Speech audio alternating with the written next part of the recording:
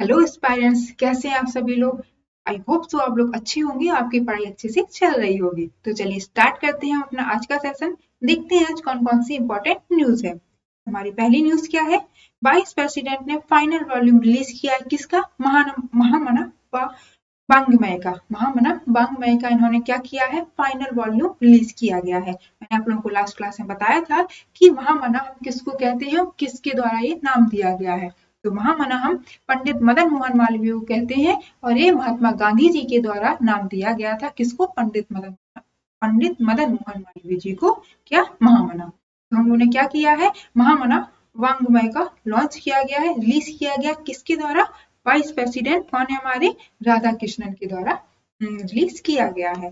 तो भारत की स्वतंत्रता में भारत की स्वतंत्रता, शिक्षा और सांस्कृतिक विरासत में पंडित मदन मोहन मालवीय एक अतुलनीय योगदान रहा है। पंडित मदन मोहन मालवीय जी का एक अतुलनीय योगदान रहा है, और उनकी इसी विचारधारा को भावी पीढ़ी तक पहुंचाने के लिए गवर्नमेंट राधा कृष्णन उपराष्ट्रपति श्री राधा कृष्णन जी के द्वारा एक क्या लिया गया है, गवर्नमेंट की साइड से एक इनिशिएटिव लिया गया है, एक प्रोग्राम लॉन्च किया गया है। क्या है कि इनकी जो विचारधारा है, इनका एक संकलन, इनकी एक बुक तैयार की जाएगी, जिससे हमारी भावी पीढ़ियों को पहुंच सके। ऐसा ना हो कि समय के साथ उनकी विचारधाराओं पे, किनकी? पंडित मदन मोहन मालवीय जी की विचारधाराओं पे धूल पड़ जाए, और उनके जो मूल्य हैं, उनकी जो विचारधारा है, वो हमारे भावी पीढ़ी तक ना पहुंच पाए। तो इस विचारधारा को हमारे कहाँ पहुंचाने के लिए, हमारी भावी पीढ़ी तक पहुंचाने के लिए एक स्टेप लिया गया, एक इनिशिएटिव लिया गया है। वो क्या है कि इनकी collective works of Madan Mohan Malaviya ji की क्या निकाला गया है, महामना वांग्मय नाम से एक वॉल्यूम निकाली गई, एक किताब निकाली गई है। कहाँ निकाली गई है? ये भारत मंडपम नई दिल्ली में ये समारोह, ये कार्यक्रम हुआ। और ये किसका जॉइंट वेंचर है? ये जॉइंट वेंचर किसका है? महामना मालवीय मिशन एंड कौन सी मिनिस्ट्री के अंतर्गत किया गया है? Ministry of information and broadcasting. इन दोनों का एक जॉइंट वेंचर रहा है। ये जॉइंट वेंचर जो ये प्रोजेक्ट लेके आए हैं, इसमें उन्होंने क्या किया है, जो उन्होंने बुक निकाली है मदन मोहन मालवीय जी के जो उन्होंने कार्य किए हैं, वो उन कार्यों को अपने, उनकी विचारधाराओं को एक बुक में कलेक्ट करके उसको रिलीज किया गया है। तो जो बुक निकाली गई है, उसमें उनके पंडित मदन मोहन मालवीय जी के 200 भाषण लिखे गए हैं, जो उन्होंने कहाँ दिए थे? सेंट्रल लेजिस्लेटिव असेंबली में जो उनके द्वारा भाषण दिए गए थे, उनकी संख्या कितनी थी? 200 है। उनको इस बुक में लिस्ट किया गया है। और भी जो उनकी स्पीचेस डिलीवर किए गए थे, कहाँ? सेकेंड राउंड टेबल समिट हुई थी, जो द्वितीय गोलमेज सम्मेलन हुआ था, उसके उस समय पंडित मदन मोहन मालवीय जी के द्वारा जो भाषण दिए गए थे, उनको भी लिस्टेड किया गया है। एंड पूना पैक्ट के समय के कुछ हमें बहुत ही रेयर दस्तावेज मिले हैं, उन दस्तावेजों को भी इस बुक में जगह दी गई है, रखा गया। ये जो पंडित मदन मोहन मालवीय के जो भी कार्य रहे हैं, जो भी उनकी विचारधारा रही है, उसका एक कलेक्टेड कंपाइलेशन है, जो हम किसको देना चाह रहे हैं? अपनी भावी पीढ़ी को देना चाह रहे हैं, जिससे जो हमारी भावी पीढ़ी, जो हमारा यूथ है, जो हमारा युवा है, उसका बौद्धिक क्या हो सके, मार्गदर्शन हो सके, सांस्कृतिक और बौद्धिक मार्गदर्शन हो सके। किसके विचारों के द्वारा? पंडित मदन मोहन मालवीय के विचारों के द्वारा। और ये जो काम किया है, तो ऐसे व्यक्ति रहे हैं जिन्होंने इनकी बुक का कंपाइलेशन किया है, वो कौन रहे हैं? पद्म भूषण अवार्डी राम बहादुर राय हैं। इन्होंने क्या किया है? पंडित मदन मोहन मालवीय जी के जितने भी अभिलेख, जितने भी भाषण थे, उन सबका अध्ययन किया है। अध्ययन करके उनका कंपाइलेशन, उनका संपादन किया है, डॉक्यूमेंट फॉर्म में संपादन इनका किया है। न्यूज क्या थी हमारी? वाइस प्रेसिडेंट राधा कृष्णन के द्वारा क्या रिलीज किया गया है? महामना वाग्मय नाम का एक वॉल्यूम, फाइनल वॉल्यूम इसका रिलीज किया गया है। ये कौन सी नेता से संबंधित है, या किस व्यक्ति से संबंधित है? पंडित मदन मोहन मालवीय जी से संबंधित है। उनकी विचारधारा का पूरा सम्मेलन है। नेक्स्ट न्यूज देखते हैं। नेक्स्ट न्यूज क्या है हमारी? प्रकाश पर्व। प्रकाश पर्व हम किस लिए सेलिब्रेट करते हैं, या प्रकाश पर्व के दिन हम क्या सेलिब्रेट करते हैं? तो 10वें सिख गुरु जो रहे हैं, गुरु गोविंद सिंह जी, उनकी बर्थ एनिवर्सरी को हम सेलिब्रेट करते हैं, उसको क्या नाम देते हैं? प्रकाश पर्व नाम देते हैं। तो ये जो 10वें सिख गुरु हैं जिनकी हम बर्थ एनिवर्सरी सेलिब्रेट कर रहे हैं, ये सिर्फ एक धार्मिक पर्सपेक्टिव से ही नहीं हमने मनाते हैं, बल्कि ये वाला दिन हम किस लिए याद करते हैं? अन्याय के खिलाफ आवाज उठाना, साहस होना, आत्मविश्वास से परिपूर्ण होना, इस दिन के लिए भी हम इसको सेलिब्रेट करते हैं। तो इनकी कौन सी बर्थ एनिवर्सरी हमने मनाई है? 359th बर्थ एनिवर्सरी हम लोगों ने सेलिब्रेट की है। किसकी? गुरु गोबिंद सिंह की। कौन सी नंबर की थी? 359। इनका जन्म कहाँ हुआ था? इनका जन्म हुआ था 22 दिसंबर 1666 को 22 दिसंबर 1666 में इनका जन्म कहाँ हुआ था? पटना साहिब।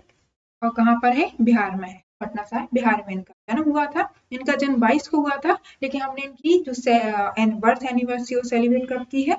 27 दिसंबर को। क्यों? क्योंकि जो इनकी बर्थ एनिवर्सरी वो किस पे? डेट आधारित नहीं, वो कैलेंडर और तिथि आधारित चलती है। और जिस कैलेंडर का यूज किया जाता है वो कौन सा कैलेंडर है? नानक शाही कैलेंडर है। फॉलो किसको करता है? सोलर ईयर को फॉलो करता है। तो इस बेसिस पे जो तिथि पड़ी है वो इस बार क्या पड़ी है? 27 दिसंबर को पड़ी है। तो हमने 27 दिसंबर को गुरु गोबिंद सिंह जी की क्या बनाई है? बर्थ एनिवर्सरी बनाई है। ये सिख के कौन से नंबर के गुरु थे? ये 10वें नंबर के गुरु थे। कौन से नंबर के गुरु थे? 10वें नंबर के क्या थे? सिख गुरु थे। 10th नंबर के सिख गुरु थे। देखते हैं इन्होंने क्या काम किया है। तो इन्होंने क्या बताया था हमें कि हमें अन्याय के खिलाफ हमें लड़ना चाहिए, हमें आवाज उठानी चाहिए, हमें उसे चुपचाप नहीं सहना चाहिए। दूसरा, हमारा जीवन कैसा होना चाहिए? हमारा जीवन साहस से परिपूर्ण, आत्मविश्वास से परिपूर्ण हमारा क्या होना चाहिए? जीवन होना चाहिए। इन्होंने क्या फॉर्मेशन किया था? फॉर्मेशन ऑफ खालसा, खालसा पंथ जिसे हम कहते हैं, किसके द्वारा किया गया था? गुरु गोबिंद सिंह जी के द्वारा किया गया था। ईयर 1699 में इन्होंने खालसा पंथ की स्थापना की थी। क्या बताया गया था कि हमें अन्याय के खिलाफ हमें आवाज उठानी चाहिए। और इन्होंने एक और विचार दिया था, वो विचार क्या था? संत सिपाही। इन्होंने क्या कहा था? संत सिपाही नाम की एक विचारधारा भी इन्होंने व्यक्त की थी, एक विचार दिया था। ये क्या था कि आपको आध्यात्मिक के साथ साथ आप में स्वर भी होना चाहिए। मतलब अगर कहीं धार्मिक उत्पीड़न हो रहा है तो ऐसा नहीं कि आप केवल उपदेश देते रहें, उपदेश भी दें आप। उपदेश से जब काम ना बने तो आपको स्वर, अपना साहस भी दिखाना होगा, आपको फिजिकल एक्टिविटी भी वहां करनी चाहिए। ये आजकल की जो हमारी पुलिस है, जो सेना है, उसके लिए बहुत अच्छा एग्जाम्पल है कि सिर्फ उपदेश से या सिर्फ बातें करने से ही चीजें सॉल्व नहीं हो रही है। अगर तो हमें क्या करना चाहिए? हमें वहां पे हथियार भी उठा लेने चाहिए। ये क्या था? खालसा पंथ में इन्होंने क्या एक आइडिया दिया था? संत सिपाही का आइडिया दिया था। ये क्या था? विचार क्या था कि हमें आध्यात्मिक के साथ साथ हमें क्या होना चाहिए? हमारे अंदर स्वर भी होना चाहिए। उन्होंने 5 KS ककार जिसे हम लोग कहते हैं हिंदी में, इन्होंने 5 ककार भी बताए थे। वो क्या थे? केस। केस क्या है कि हम प्राकृतिक रूप, नेचुरल रहते हैं बात, हमें प्राकृतिक रूप का क्या करना चाहिए? सम्मान करना चाहिए। दूसरा, संघ, मतलब हमें क्या करना चाहिए? अनुशासन में रहना चाहिए।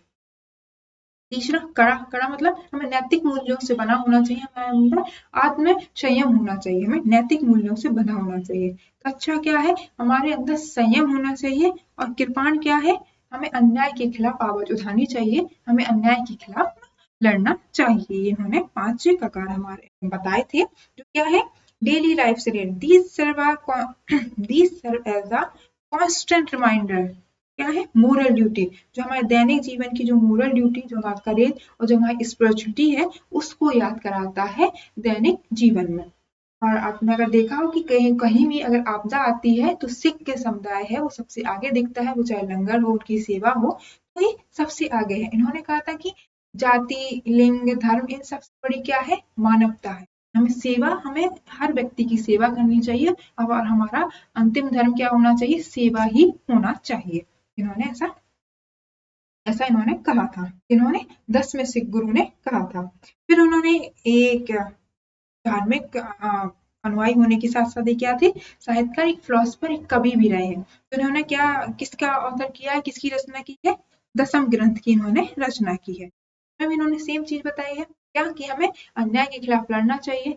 धर्म, जाति, रंग रूप से पहले हमें मानवता को रखना चाहिए। और हमें सेवा सबसे पहले, हमें सेवा अंतिम आदमी तक की हमें सेवा करनी चाहिए। ऐसा नहीं कि हमने 1-2 लोगों की करते बस बात खत्म। हमें अपने जीवन पर्यंत सेवा करते रहना चाहिए। इन्होंने एक विचारधारा दी, क्या दी कि साहस के बिना धर्म अधूरा है और करुणा के बिना शक्ति निरर्थक है। क्या दिया? साहस के बिना धर्म अधूरा है और करुणा के बिना शक्ति निरर्थक है। अगर धर्म है तो हमारे अंदर साहस भी होना चाहिए और हमारे अंदर करुणा है तो हमारे अंदर शक्ति भी होनी चाहिए। ठीक है, ये इन्होंने मैं बताया था। क्या सेलिब्रेट किया है? 359 बर्थ एनिवर्सरी सेलिब्रेट की है। किसकी?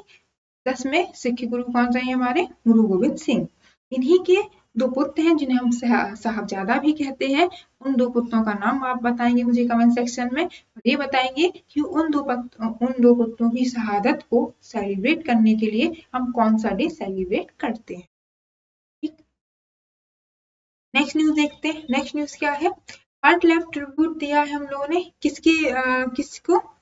लेट श्री अरुण जेटली जी को ऑन हिज बर्थ एनिवर्सरी। तो अरुण जेटली जी की जो बर्थ एनिवर्सरी आई उन पे देश ने उन्हें श्रद्धांजलि अर्पित की है। ये क्या रहे? हमारे फॉर्मर फाइनेंस मिनिस्टर भी रहे हैं। एक बहुत ही अच्छे एक राजनेता के साथ साथ एक प्रखर वक्ता भी रहे हैं।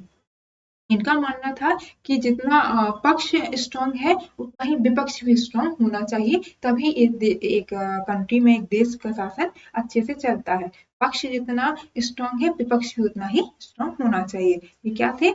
एक प्रखर वक्ता भी रहे, राजनेता के साथ साथ बहुत अच्छे राजनेता के साथ साथ एक प्रखर वक्ता भी रहे हैं। इन्हें क्या मिला है? इन्हें पद्म विभूषण से भी सम्मानित किया गया है।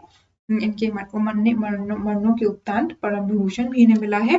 एंड ये जब अपने कार्यकाल में थे या अपने जीवन में इन्होंने क्या किया है? 2014 में क्या रहे थे? फाइनेंस मिनिस्ट्री या फिर वित्त मंत्रालय भी इन्होंने देखा है। स्लाइड मिस हो गई आगे की, बट कोई ना, मैं आप लोगों को ऐसे ही बता देती हूँ।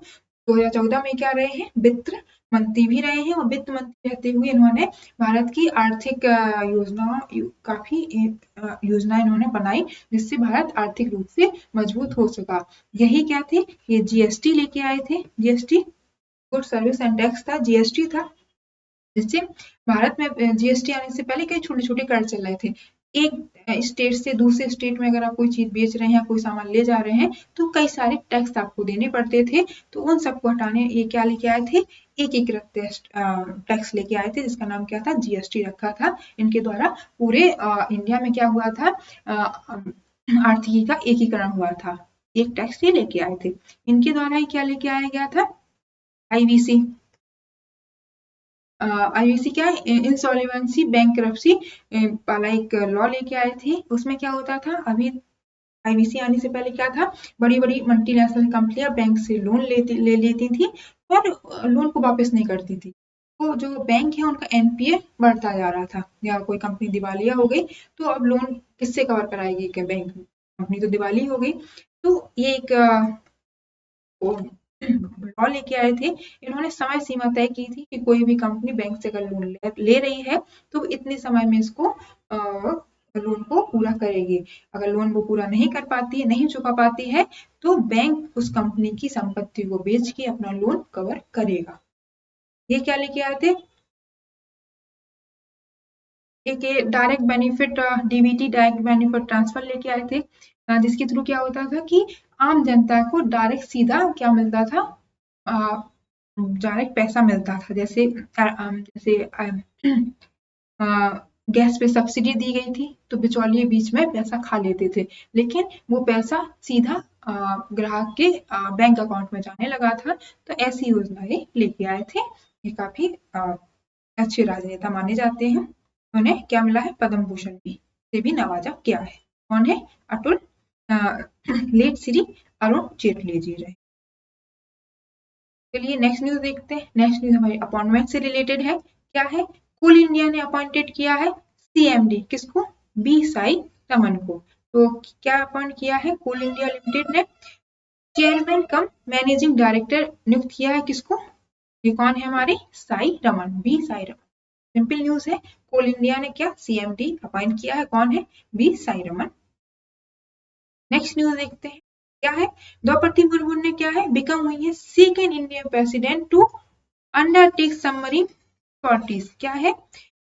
प्रेसिडेंट द्रौपदी मुर्मू ने एक ऐतिहासिक कदम उठाते हुए क्या किया है, एक सबमरीन है, सबमरीन का नाम क्या है, बक्सीर सबमरीन है, उसमें जाके इन्होंने समुद्री यात्रा की है। ये उन्होंने एक ऐतिहासिक कदम उठाया है और ऐसा करने वाली है, इस सम्मान से नवाजे जाने वाली कौन सी नंबर की प्रेसिडेंट हो गई है, ये दूसरे नंबर की प्रेसिडेंट बन गई है। क्यों? क्योंकि इनसे पहले 2006 में एपीजे अब्दुल कलाम के द्वारा भी ऐसी ही एक यात्रा की गई थी सबमरीन के साथ।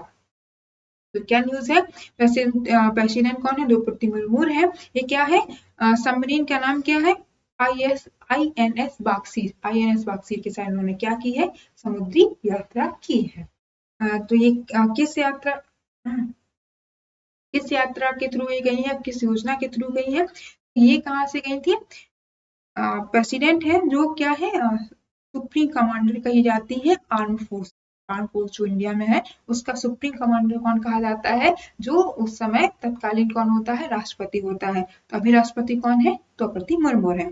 ये कहाँ से बैठी, कर्नाटक के कवाल नेवल बेस से इन्होंने यात्रा शुरू की थी। और एक किस क्लास की सबमरीन है, कलवेरी क्लास की ये सबमरीन है।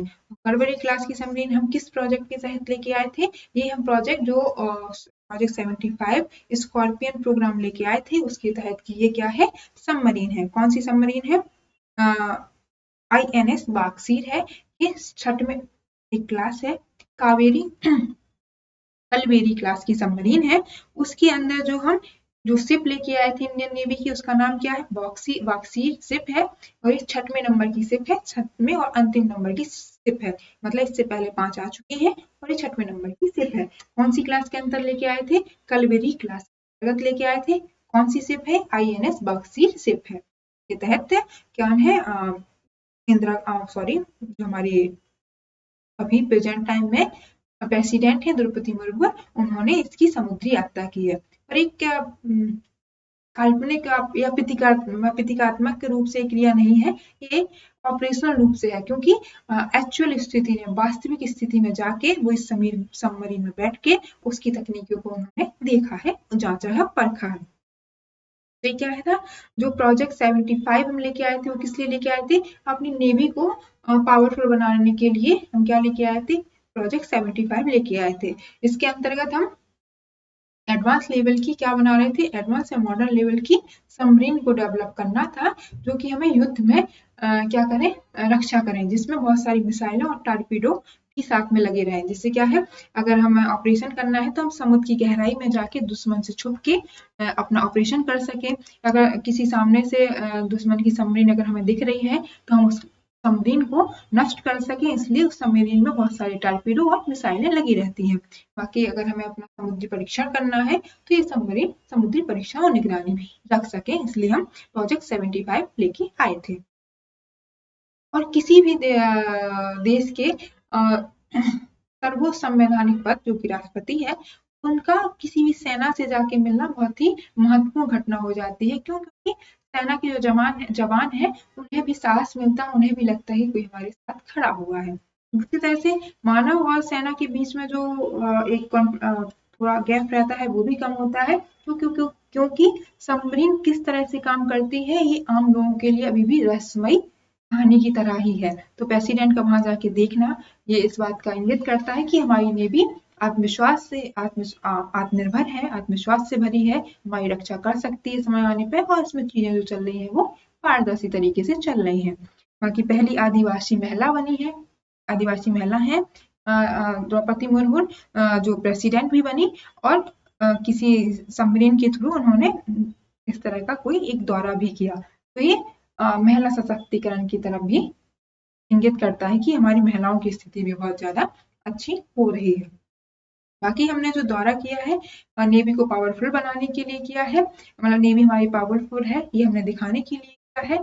ऑल ओवर वर्ल्ड में क्या संदेश जा रहा है कि हमारी नेवी अब पावरफुल हो चुकी है। तो हम जमीन और आकाश से लेके समुद्र के अंदर तक अपने पैर मजबूती से जमा के रखे हुए हैं, ये इस बात की तरफ इंगित करता है।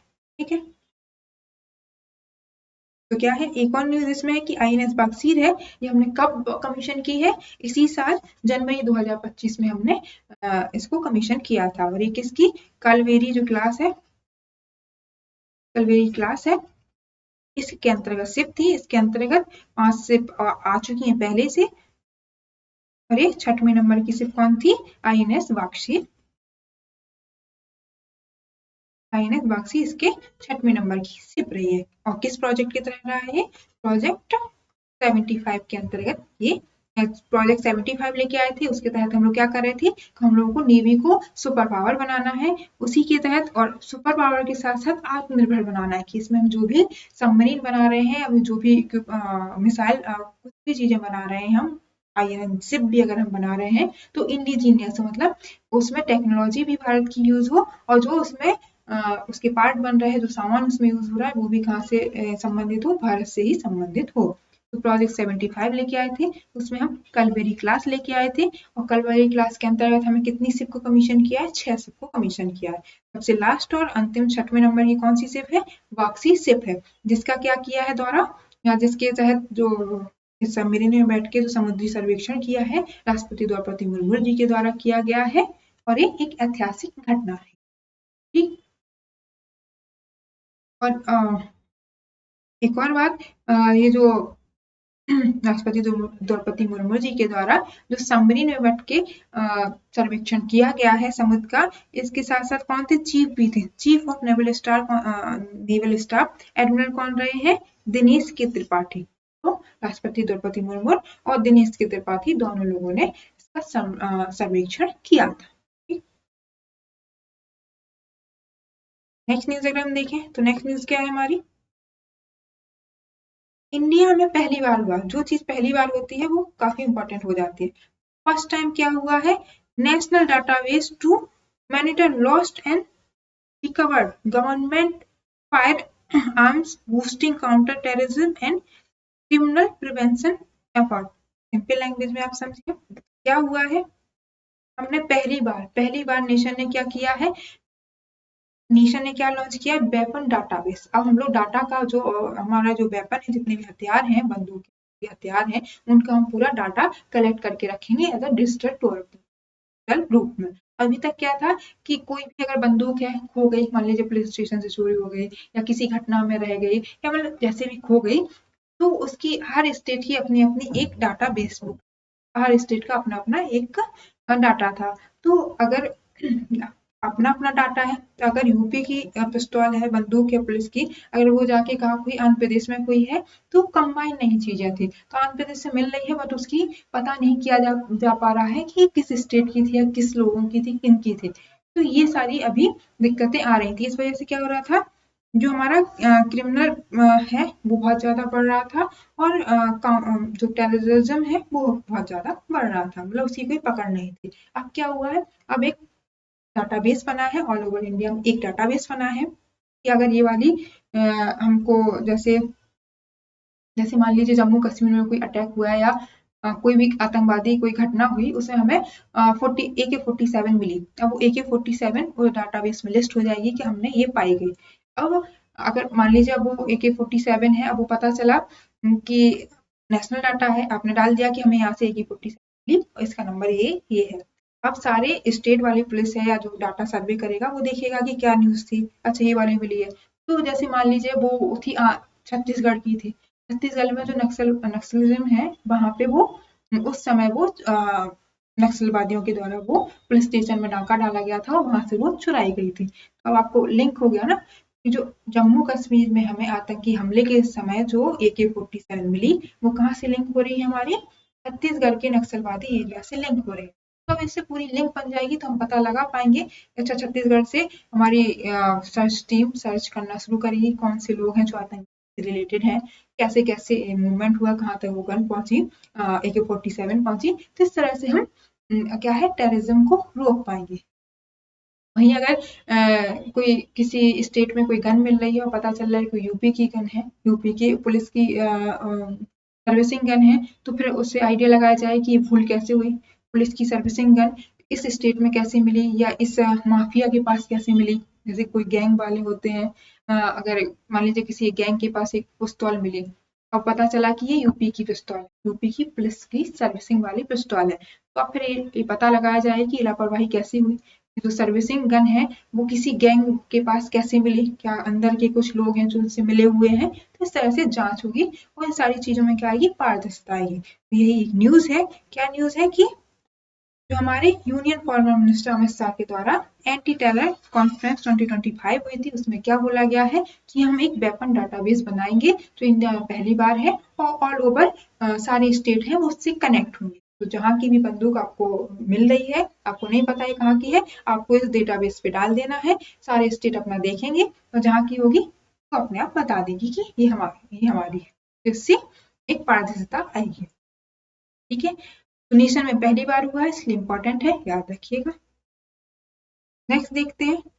नेक्स्ट क्या है, पीएम मोदी ने क्या लॉन्च किया है, पीएम मोदी ने चेयर की है 5th नंबर की national conference of chief secretary in new Delhi. कहाँ लॉन्च की गई है कॉन्फ्रेंस, न्यू दिल्ली में लॉन्च की गई है। और किसकी कॉन्फ्रेंस हुई है, चीफ सेक्रेटरी की। ऐसा कहा जाता है कि किसी भी स्टेट में की जो रीढ़ की हड्डी होती है, जो उसका प्रशासनिक देखती है, वो कौन देखती है, सबसे बड़ी पोस्ट कौन सी होती है, चीफ सेक्रेटरी की होती है। तो ऐसा प्रधानमंत्री मोदी के द्वारा बोला गया है कि अगर हमें स्टेट और सेंट्रल के बीच में कनेक्शन बनाना है या अगर हमको डेवलपमेंट करना है, विकास करना है, तो हमें स्टेट के बारे में पूरी नॉलेज होनी चाहिए। और स्टेट की नॉलेज सबसे ज्यादा किसके पास रहती है, चीफ सेक्रेटरी के द्वारा। तो सेंट्रल गवर्नमेंट के द्वारा डायरेक्ट चीफ सेक्रेटरी से बात की जाएगी, उनसे राय ली जाएगी, वहाँ के मुद्दे पूछे जाएंगे और फिर हम काम करेंगे। तो ये नेशनल कॉन्फ्रेंस हुई है 5th नंबर की, कहाँ हुई है, न्यू दिल्ली में हुई है। इसकी एक थीम है, थीम इंपॉर्टेंट है, याद रखिएगा, ह्यूमन कैपिटल फॉर विकसित भारत। क्या रख रहे हैं हम लोग, ह्यूमन कैपिटल, मानव पूंजी है, वही विकसित भारत के लिए इम्पॉर्टेंट है। मतलब अभी तक तो इंफ्रास्ट्रक्चर था, इंफ्रास्ट्रक्चर से हट के हम लोग क्या कर रहे हैं कि जो मानव पूंजी है हमारी, वो विकसित भारत के लिए बहुत इंपॉर्टेंट है। तो हम मानव पूंजी को क्या कर रहे हैं, स्ट्रेंथनिंग करने की हम लोग यहाँ पे ट्राई कर रहे हैं। ठीक है, सेंट्रल स्टेट कॉर्पोरेशन आ गया। क्या है, through the structural dialogue on की नेशनल डेवलपमेंट प्रायोरिटी के लिए किया जाएगा। ठीक है, इसमें क्या है, अंडर द मेन थीम, इसमें क्या 5 एरिया को क्लासिफाई किया गया है। जैसे अर्ली चाइल्डहुड गुड एजुकेशन के, उनको पोषण वाला खाना, पोषण युक्त हो रहे हैं, स्वस्थ रहें और पोषण रहें। फिर स्कूलिंग, उनकी स्कूलिंग अच्छी हो, तो स्कूलिंग ऐसी हो उनकी कि उनकी नॉलेज बढ़े। और जो ऐसा न्यूज में आता है ना कि बहुत से लोगों ने अपने 5 तक पढ़े, फिर उसके बाद उन्होंने पढ़ना छोड़ दिया, ड्रॉप कर दिया। तो जो ड्रॉपिंग हो रही है उसका भी डाटा रहे कि वो ड्रॉपिंग क्यों हो रही है, बहुत से बच्चे पढ़ना बीच में क्यों छोड़ दे रहे हैं। फिर स्किलिंग, स्किलिंग हायर एजुकेशन क्या है, स्किलिंग, हमें स्किल आनी चाहिए, गेम की स्किल आनी चाहिए, ऐसा नहीं कि रट्टू तोता बना रहे हैं, स्किल के पे हमें काम करना है। फिर हायर एजुकेशन आनी चाहिए हमें, जो भी ऑल ओवर वर्ल्ड में चल रहा है हमें उस लेवल तक की नॉलेज होनी चाहिए, हमारे स्कूल में नॉलेज उस बेसिस पे दी जानी चाहिए। फिर sport and extra curriculum activity भी चलनी चाहिए कि अगर किसी के बच्चे का पढ़ाई से ज्यादा खेल में इंटरेस्ट है तो उसमें को खेल में प्रमोशन मिले, और खेल में प्रमोशन मिले जिससे वो अपने स्किल का सही तरीके से उपयोग कर पाए। तो ये 5 एरिया रखेगा, इनको ध्यान में रखते हुए हमें क्या करना है, ह्यूमन कैपिटल फॉर विकसित भारत जो हमारी थीम है उसको आगे लेके जाना है। नेक्स्ट न्यूज देखते हैं। नेक्स्ट न्यूज क्या है, 10 ईयर कंप्लीट हुए किसको, सीपीआई। सीपीआई क्या एक पार्टी है, इसके क्या हुए हैं 10 ईयर, सॉरी 100 ईयर्स ने कंप्लीट कर लिए हैं। क्या है, कम्युनिस्ट पार्टी ऑफ इंडिया है, सबसे ओल्डेस्ट पार्टी मानी जाती है हमारी इंडिया की। कब बनी थी ये, 26 दिसंबर 1925 को, कहाँ पर, कानपुर में ही बनी थी। तो ये क्या है, मार्क्सिज्म पे ये काम करती है पार्टी। इसका क्या, मार्क्सवादी मार्क्सिस्ट आइडियोलॉजी है कि क्या है, जितना भी आपके पास साधन है, संसाधन है, उनको समान तरह से वितरण किया जाए, कोई भी यहाँ पे गरीब ना रहे। इसीलिए किस पे ऊपर काम करती है, वर्कर्स के ऊपर, किसानों के ऊपर, और जो मार्जिनल क्लास के जो किसान हैं उनके ऊपर, उनके मूवमेंट के ऊपर इन्होंने बहुत ज्यादा काम किया है। न्यूज सिंपल है, क्या है, the communist party of India है, क्या है, सीपीआई जिसे कहते हैं। इसकी स्थापना को 100 दिन पूरे, 100 साल पूरे हो गए हैं। कब हुई थी इसकी स्थापना, 26 दिसंबर 1925 को, कहाँ, कानपुर में हुई थी। बस।